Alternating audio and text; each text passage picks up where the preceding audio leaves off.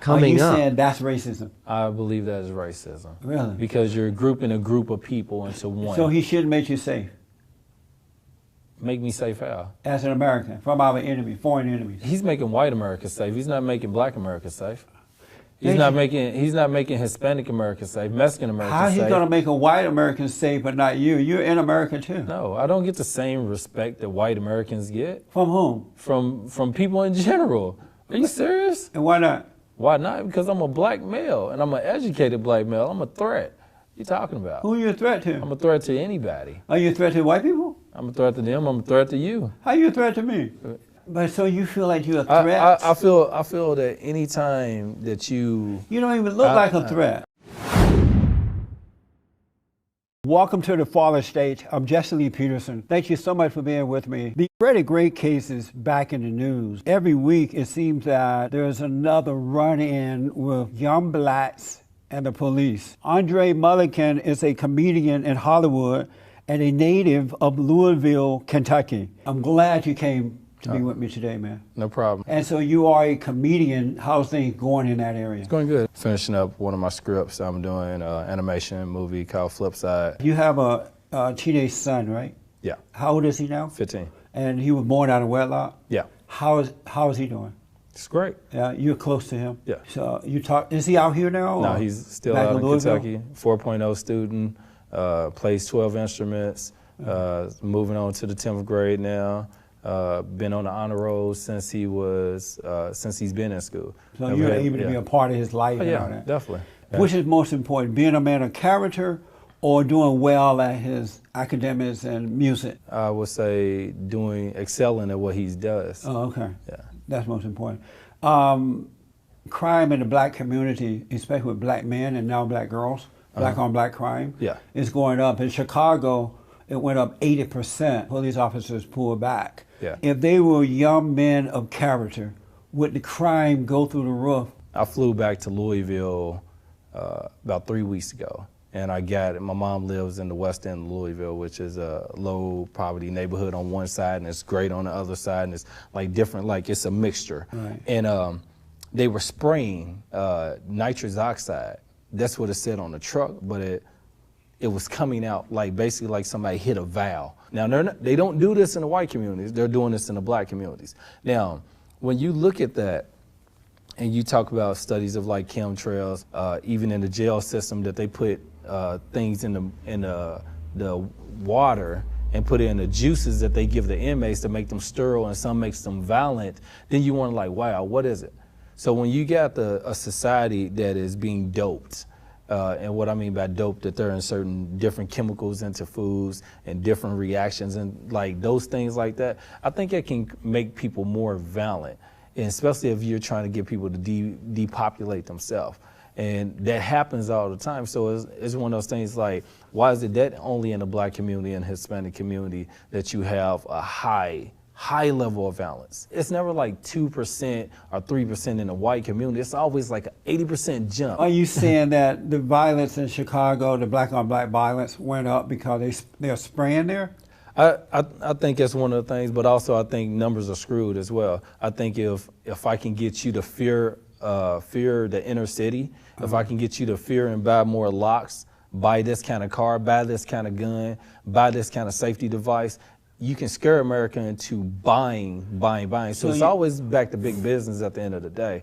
That's no different. You're right. You do have some of that going on. They put fear in you. It's not some of it. To get a reaction. It's not some of it. So you're saying that this black on black violence is due to fear that is really not as bad as people are saying. I think it's... And it's due to spraying. I think it's scare tactics. Even when I lived in Indiana, it was going on. What part? At Gary. Okay. And it was going on in Chicago, right? Yeah. And it wasn't as bad as it is today because no one dealt with it, so it got worse. And at that time, they were not spraying or doing all that. But that's weird. When you look at the situation in Dallas, Texas, where the bikers were shooting at each other, and they had this big shootout. These was all white bikers, over 500 of them. They got in a big gunfight. Right. The police was there basically just chilling. When they were locking them up, they were sitting in chairs, they were sitting relaxed. But then you had some teenagers go to the wrong part of Dallas, Texas, to a pool party that they were invited in. You got police slamming little girls on the ground, beating kids up. That's weird. But which one did they show more on TV? You didn't hear anything more about the but bikers. The police, that incident in Dallas happened because those kids, there were too many of them there. But this was at too somebody, many of them there versus guns? No, listen to this. Okay. This was at some person, that young girl that lived in that place. Yeah. They had a party rec room for them, and they were supposed to invite X amount of people to the party. Yeah. They sent out all these tweets and invited everybody and their mama, and true. all these black kids showed up, and then someone called and said, hey, the music's loud, too many kids in one area. The cops go there to clear it out somewhat. The kids overreacted to the cops. That's why that happened that way. Would you fear, so you're a police officer and someone calls you and say, hey, Jesse, we got a bunch of kids out here being kids, jumping in the pool. Or would you be scared of that? Or would you have, hey, Jesse, they're shooting. Which one are you scared of? Well, you don't know that. No, they call which like one? that. Which they one? call Hold on. The which mother one? that called. Which one? But she didn't which call one, in Which fear. one would make you but be you're making like? up an incident that Which didn't one's happen. which one's a scare tactic? A bunch of kids, black. Okay, just say black kids. They're going crazy. They're dancing, jumping in the pool. Or we got a bunch of bikers with guns shooting at each other. We got 10 you're people comparing dead. that to the No, bikers. I'm asking you as if you were an officer or you were dispatch, which one would you want to, hey, we need 50 police over here to the kids' party, or we need 3 police over here to the motor. Which one would you switch? Well, it depends on the situation. Oh, Because the cops didn't go there to fight with the kids. But let me just ask because of but time. you still didn't answer the question, though. It depends on the situation. I just gave you a simple situation. You got kids over here jumping in the pool, don't supposed to be in this neighborhood. There's no violence, there's no gun, there's no nothing. They just in the wrong neighborhood. They don't live there. They're They're not bad just kids. in the wrong And then neighborhood. you got people, you got grown men, bikers, 500 of them, shooting at each other at a diner. Which one would you react more to? Would you say, hey, Well, of course it would be the one with the guns. okay, so why is it in that situation it was reversed? Why is it that the rowdy police went to fight the kids, and then the ones with the guns went over and said, hey, you know something? They're okay. They're just killing each other. Let's sit them down. We're going to lock y'all up and put you on a bus. But with the situation in Dallas, and I don't know about the one with the bikers? Okay. But you're making up stuff about the No, Dallas one. it's not. That It's did not happen. made up. It Hold on a did minute. happen. I reported on this over and over It again. did happen on my radio show. It did not happen. happen the way you were saying it. So how happened. did so The mother called. were guns involved Not that I'm aware of. at the I don't bikers? remember. There was no guns I don't involved. know about the biker one. Are you serious? They ran it on the news. That doesn't mean I if know you about report it. you know for I gun- got to move so forward, you know but for let me gun- tell you. Okay, go ahead. You were dramatizing the one in Dallas. It didn't No, happen that way. because you're talking about violence in Chicago, and you're talking about the fact of kids. You're talking about the fact that you got this big 8% spur in violence within a So community. you don't believe that this is happening, right? I believe that violence happened, but I believe that if you can say 80 here and there's no kind of violence in the white community, there's none. As many white officers that are killing their wives You had a in run-in with- domestic violence disputes, there's no kind of spike in violence over here, but you got 80% here. You're making all this up, and Okay, if well, I mean, you you got just- you got your iPod. Let me do you got this. pull it up and see. So a little bit more about you. You were Okay. raised in Louisville, Kentucky. Yes. Without your father, right? Yes. You were raised with your mother, and you grew up in the projects or something I grew up everywhere. in Louisville. Yeah. And your mother was on drugs. Yes. What was that like for you growing up as a kid? As mean as mom growing up, it didn't too much bother me too much. Why not? Because I always ate. I always had a place to lay my head. My mom still raised me as a good man. She took care of me. Even though she had a drug addiction, her kids was taken care of. So we didn't have to worry about a lot of things that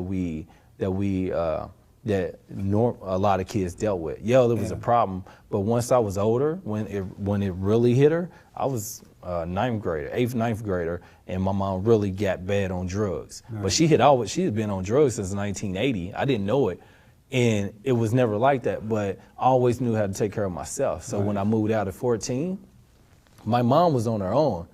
And my mom got herself clean when I graduated, got my second degree. She was clean. So I think some people, I definitely would have wished I had a daddy there. Yeah, Where was your father? Oh, doing this thing. He was married, had a woman. He was married to a lady with like 5 kids. He was raising their family, and that's something you see in the black community. It's a lot of guys raising other people's kids. I know. And I mean, but also at the same time, you gotta understand when you look at the child support system, when you look at the fact that they're giving men felonies and 5 and 10 years in penitentiary for missing child support, which is not only just that, it's not only taking them away from their kids. That's not good, but that's not a reason to leave your family. I know, it's definitely not a reason. You got to go back to the 1980s. Were you able to be with your father? My mama never told me he couldn't see me. So were you able to see him? Yeah. Did you see him while I saw him off and on. Off and on. And were you close to him at all? I was close to him because he was my father. I always been a different breed. That you might not have been around me like that, but you're my dad, I respect you. I talk to my dad all the time now, since I got older, but he's always gonna get that level of respect because I'm a piece of him. So I don't be like, oh, it's your fault. You made a mistake as a man, but I can't fault you for whatever reaction you did, but you're still my dad. You forgave him for not being there? Yeah. Did you tell him that? Yeah, okay. He knows it. Let me ask, so you told him that? Yes. How did you find out your mother was on drugs? I kept seeing a funny look on her face, and it was weird because I lived in a community out Shade Bark Apartments in Louisville where it was probably 300 families and no dads. It was no dads out there at all. It was all women. Yeah. And, and a lot of people forget that in the 1980s, in the 1980s under the Reagan administration, they said, hey, we're going to give you a man and we're going to make you happy. And by doing this, you don't have to worry about nothing. You don't have to worry about them cheating on you. You don't have to worry about anything like that. And they brought Section 8. They brought the new welfare system. Right. As part of doing that, you had to kick the black man out the house. Right. Why do you think that happened under Reagan? I think it happened because it's under the drug administration. They were pushing drugs into the black community in the 70s, and then in the 80s, it was like, hey, we got them on the streets. Let's lock them up. But that didn't happen under Reagan. That happened under both. No, the say no to drug, the say no to drug era happened under Nancy Reagan. The say no to drugs, that was under Nancy Reagan. Let's go back to the welfare thing. Go ahead. Took the fathers out. But it was a different tone. Hold on a minute. Go ahead. Food stamps and government programs. Why do you say that happened under Reagan?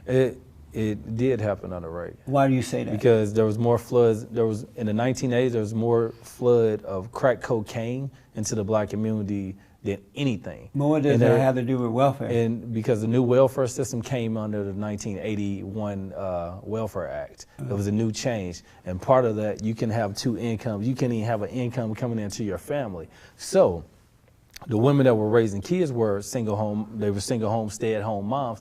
They had boyfriends or had husbands that were still working, but they were not married. So they said part of this system, if you're in Section 8, or you're in the welfare system, if there's any kind of income coming into the family, you get kicked off that. So most women, what they were saying, look, hey, I'm not putting up with your stuff, or I'm not doing this. A lot of black men got locked up and got pushed out. Right. So that's the reason why when I look at But it did happen under Reagan. It started. It's a lot. That's why Clinton couldn't even get my vote. Go ahead. It started with Lyndon B. Johnson. Lyndon, you're going back. But that's a different. You're going back way. You're going back. That right there is a little bit different. No, it's the same. It just no, it's not. It grew as years. No, it's not. That's a different. Let me ask you. You had a run-in with the police. Tell us about that. The run-in with the police. This is while you were living in Kentucky. This is when I was in Louisville. Yeah. What happened? I had just had a party. I was a party promoter. I threw mail reviews. I threw all kind of parties. Right. And we were downtown, and one of my friends that had a party that didn't go so well. So I never walked into the party. I actually just standing outside. And when the people were coming out, a cop car was speeding past no lights or whatever. And I was like, oh, slow down. You said that to the cop? Yeah, I was like, slow down. Oh, you said it so nicely. Yeah, I said exactly like that. Slow down. I said, slow down. A boy in the hood saying that I wasn't in the hood. Oh, where were you? I was downtown Louisville. Slow down. Yeah, slow down. Okay. Very simple thing, because, it's weird, because I remember going through, and I say don't say weird, I was going through a neighborhood, and I was going like 25 miles per hour, and I remember a lady saying, slow down.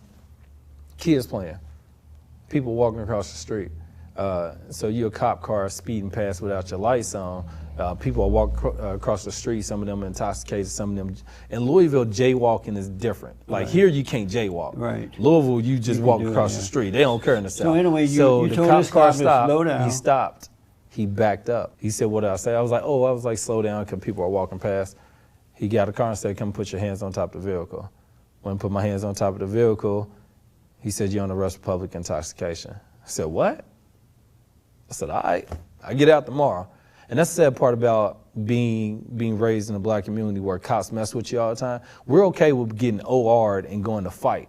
Like going, lock me up, I'm gonna get out tomorrow, I'm gonna get out in 8 hours. I go to court, look, dude, I ain't do nothing, dismissed without proper cause, good. And when he locked me up, I've been I wrestled in college, wrestled in high school, I'm a wrestling coach. He stepped over, and before he started doing that, he was pulling on my elbow. So both my hands, one of the things you learn as a black man when you get pulled over and locked up all the time, you automatically put your hands behind your back. And I automatically just put my hands behind my back. And he started pulling over on my elbow. So when he started pulling over on my elbow, it was looking like I was turning towards him. And I was like, man, why you keep pulling my elbow? And he didn't say nothing, then he stepped over. When he stepped over, I put my feet together like this. And I said, why are you trying to hip toss me? Which is a common thing in wrestling, is a headlock hip toss. When he did that, I went like this, said, hey, why are you trying to hip toss me? And he kicked my legs. When he kicked me, I landed on my face. And so you ended up going to jail? No, it's more. I ended up going to jail. Go ahead, but yeah. So you ended up going to jail. Ended up going to jail. How long were you in jail? 5 hours. 5 hours. I got out in 5 hours, which is weird. And then you went to 8. Then you went to court after that? I went to court. You sued them? No, I'm in the process of suing right now. Oh, okay. Yeah, I got locked up. They charged me 5 things: menacing, disorderly conduct, public intoxication, assault on a police officer. All 5 of them got dismissed. Do you have a criminal record? No. Let me ask, do you believe white police officers are racist? Some, not all. Not all. Do you support, you've heard of Black Lives Matter? Yeah. That agitating racist black group that's running around the country? You said what? That agitating racist? I don't think it's racist. I mean, there's not racist. You're right. Yeah, there's black cops. Evil. But evil some black cops are harder on blacks than white cops are. Do you support that group? Yeah, I support any positive movement. You think as long as it's positive. You think Black Lives Matter is a positive group? I think it is. They were chanting, "Kill the cop. What do we want? Dead cops. When do we want them now?" They want pigs in the blanket. These were the leaders? Is that good? These were the leaders? Of the Black Lives Matter. Is that good? I didn't hear it. But I don't. It's hard to look at that when you go off Huey P. Newton, who started the Black Panthers, and at some point they stepped forward and said, "Hold on, cops, you can't keep killing our people. You are the people that are policing us. You can't keep killing us. You can't keep doing this." Are you saying yes, it's good or it's not good? I'm saying violence against police is not good, but I think if you see a police officer beating on people and hitting them, I think as citizens we need to step forward. If black young people didn't commit so many crimes and they were not out of control in violent ways throughout the country, would the officers have to be so tough on them? You think the actual, when it comes to crimes? Can you answer that rather than give me another stat? No, go ahead. Would the officers have to be tough on them if they were not so violent? Why do you have to be tough on one group of kids versus another? No, just answer that first. No, that's what I'm asking you. Why? But you asked me a question. I don't think they should. Would they have to be tough if the blacks weren't so violent? No. They would not have to be. Who's to say? Because I'm not. Are you violent? No. Okay, I'm not so violent. The cops are not tough on me. He's not violent. But they're not tough on me because of that. What cops? I'm sorry? What cops? None. What neighborhood?